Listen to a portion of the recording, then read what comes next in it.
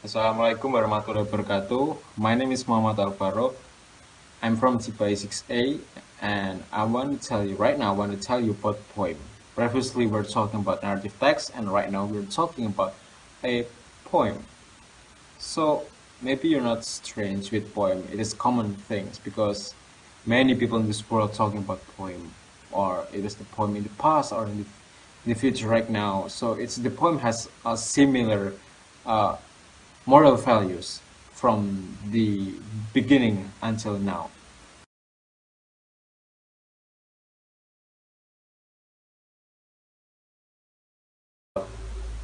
The definition of poem.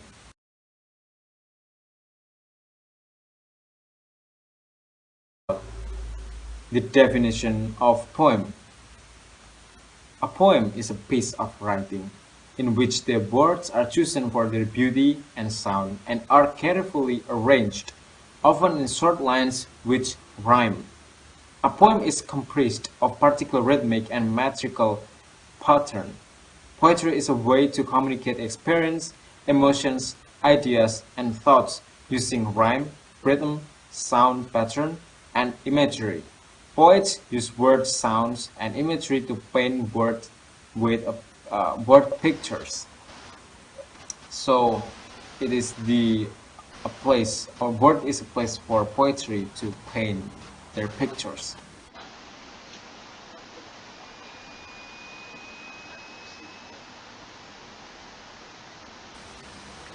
And then the social function of poem.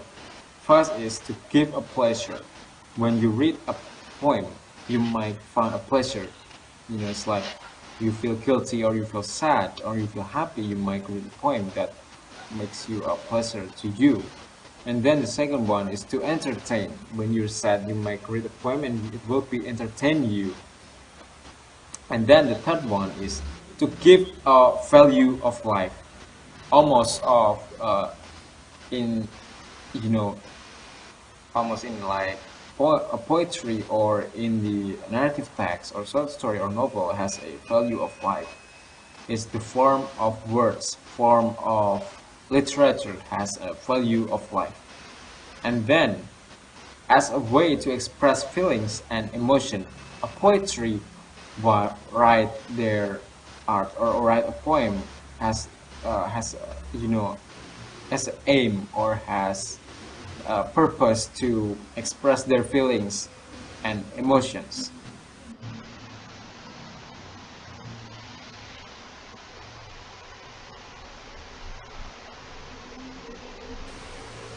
And then the structures of poems.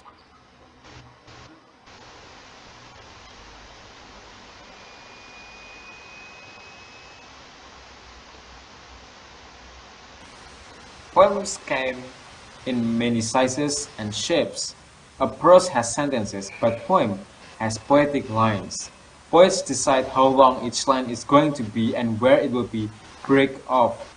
Poetry is written in stanzas and lines that use rhythm to express feelings and ideas. Poets will pay particular attention to the length, placement, and grouping of lines and stanzas. This called form. Lines of or word stanzas can be rearranged in order to create a specific effects on the reader.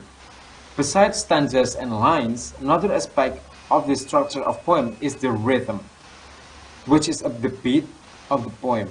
This is usually measured in meters, which are sets of stressed and unstressed syllables. Poets often arrange words according to meter in order to create specific sounds or beats. In conclusion, here are the structure of poem or poetry and the definition. First is a line. Line is a word or row of words. It is basically unit of poetry. And B is stanza. A stanza is a group of lines in a poem. So sometimes it's called a verse. And then rhyme scheme. Rhyme is a pattern of words that contain similar sounds. Rhyme scheme is a pattern that and rhymes form in the stanza or poem. Rhyme scheme is designed by the assignment of different letter of alphabet to each new rhyme. For example, like A, B B, A A A A, and A B A B. And then meter. Meter is the rhythmic structure of a poem. Sometimes you can feel the meter or rhythm by tapping for each syllable. And then number 5 or the E, line break. A line break is where the line of poetry ends. It causes the reader to pause and will determine how the poem is read.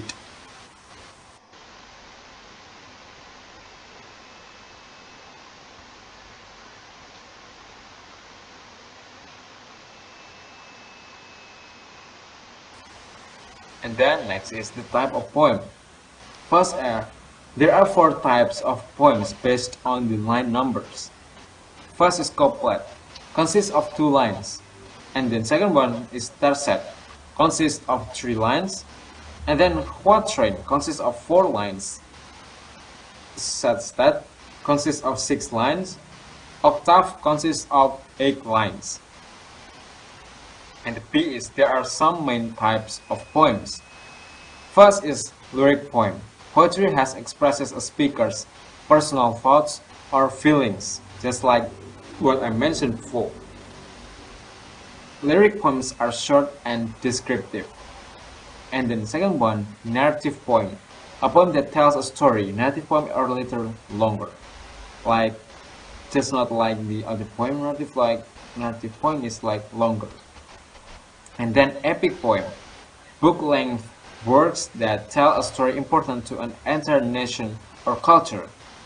They are often anonymous. So epic poem is like you might be ever read Rome, Rome dynasty or Rome, where it was happened before century. You might be found like epic poem like Troya. You might be ever heard about that, you know, Troya, horse and whatever that is. I forget the title of it.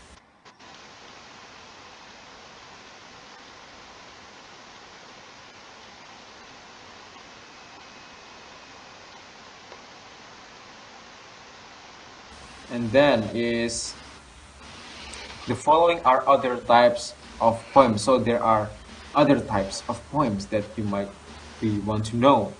The first is ode, a long serious lyric poem that is elevated the tone and style. Some odes celebrate a person, an event, or event of a power of object. It's like maybe it's like a happy poem, you know. It's like the tone of the poem is very fun and exciting and elated. And then haiku, a traditional nature-inspired Japanese from a poetry that has 3 lines and 17 syllables. Line 1 and 3 are 5 syllables each, line 2 is 7 syllables. And the third is sonnet, lyric poems of 14 lines typically written in limbic pentameter and following strict pattern of stanza division and rhyme. And then fourth is quintain, 5 lines with meter and rhyme. And then cinquain, 5 lines unrhymed. It's like 2, 4, 6, 8, and each of them are 2 syllables. And then the sixth is diamante. It is similar to a cinquain, but it has 7 lines. Diamante poems have the shape of diamond. So if you might found a poem that's shaped like diamond, it's called diamante. I have ever found it in one of books that the friend of mine has, but I forget the title of it. And then is acrostic, a poem that is written around the word. The first letter in its line spells out the word. It's like, it's like a spirals, like, yeah, it's like spirals. It's round like this shape. You might found it in the Google when you search. And then limericks, a 5-line witty poem with distinctive rhythm. The first, second, and the 5 lines, the longer lines rhyme. The third and fourth shorter lines rhyme. And the the pattern is A A B B A. And then concrete, a visual poem printed in shape suggesting its subject. So it's like a picture, a visual poems. And then free verse, poetry that has no fixed pattern of matter, rhyme, line, length, or stanza arrangement. So free verse is like a free, free. You don't need tied with a rule of poem. You don't need to watch like the title or the genres and the syllables or the rhyme, the rhythm. You don't need to watch that. So it's like a free things.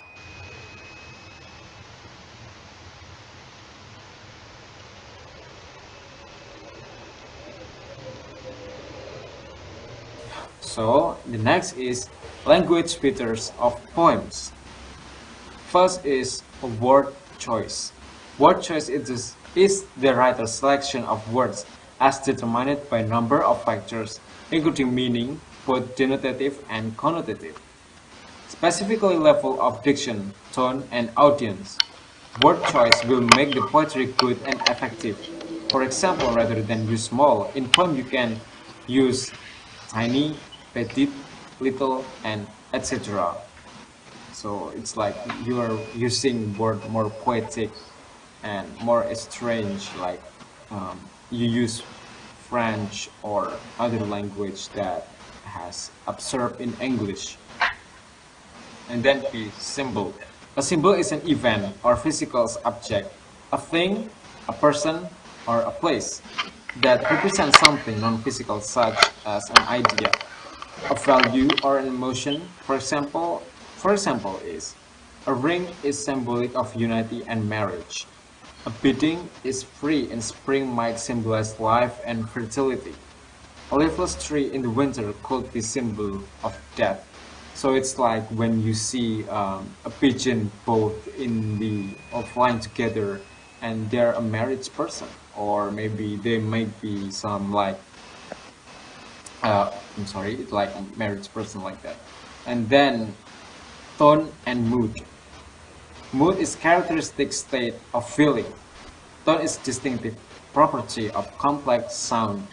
These are ways which a poet reveals attitudes and feelings in the style of language or expression of thoughts used to develop the subject. Certain tones include not only ironic and satire, but may be laughing, condescending, bitter, pitying, fanciful, solemn, and host of other emotions and attitudes. Tone can be referred to overall mood of the poem itself, in the sense of pervading atmosphere intended to influence the reader's emotional response and foster expectation of the conclusion. And then the imagery. Imagery is the use of vivid language to generate ideas and or evoke mental images, not only the visual sense, but of sensation and emotion as well. There are some kinds of imagery such as visual imagery, auditory imagery, gustatory imagery, olfactory imagery, and kinesthetic imagery. It's like temperature, feeling, movement, touch, and etc. And the example is the noise of your eyes, like it's far too loud, and thus I look away. It's like auditory imagery.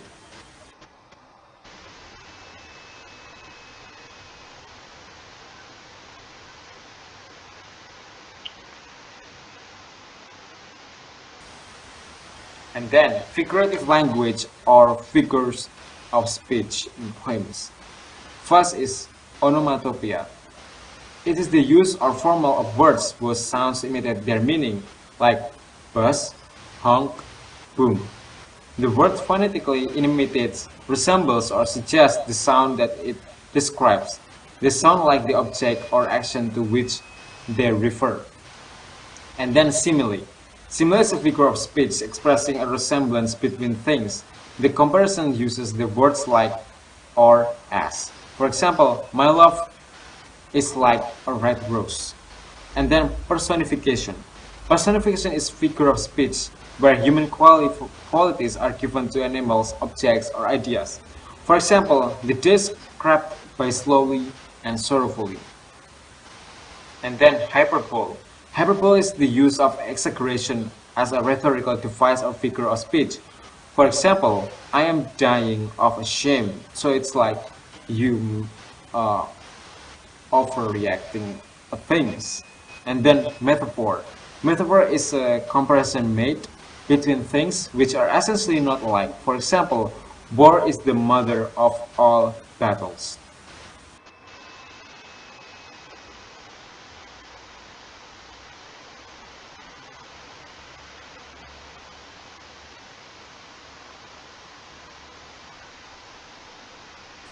And then rhythm. Rhythm is the beat or regular pattern of sounds found in some poems. This is the beat of the line emphasis of words. For example, 1, 2, buckle my shoe. 3, 4, shut the door. And number 2, repetition. Repetition is the use of the same words or phrases over and over. It is purposeful reuse of words and phrases for an effect. Sometimes, especially with longer phrases that contain a different key word each time. It's called parallelism. For example, I was glad. So very, very glad. So it's like repeating word that you used before. And then number 3 is alliteration. Alliteration is the use of the same consonant at the beginning of each word. In each word, alliteration is the repetition of the first consonant in a phrase. For example, big blue basketball base. And number 4, assonance. Assonance is the figurative term used to refer to the repetition of a vowel sound in a line to text of poetry. In other words, assonance is the repetition of vowel in a phrase. For example, go slow over the road. Repetition is long is O sound. It's like go slow over the road. And then number 5, rhyme. Rhyme is a pattern of words that contain similar sound. Poems often rhyme, but they don't have to. Rhymes can be one-syllable words. For example, moon, spoon, June. Rhyming words can also be more than one syllable, as long as the last syllable rhymes. For example, balloon and lagoon, and etc.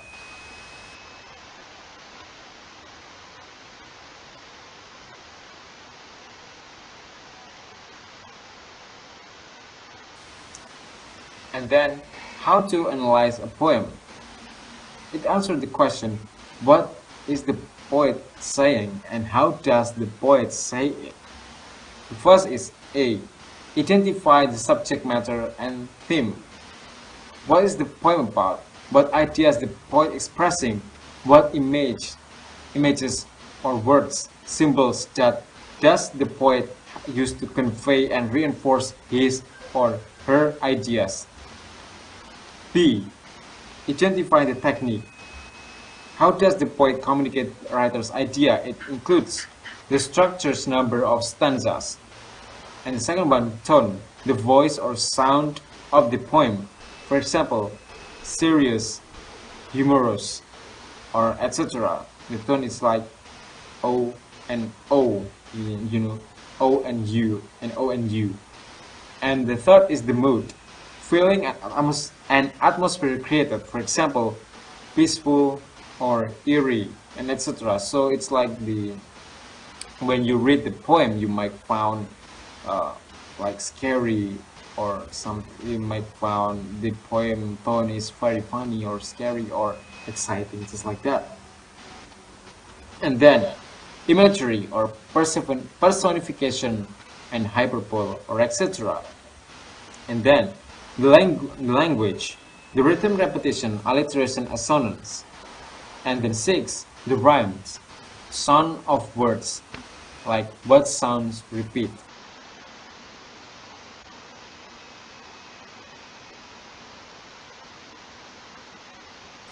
So that's all from me. Thank you for listening and watch my video. I hope you understand what I'm saying. Yang saya is wassalamualaikum warahmatullahi wabarakatuh.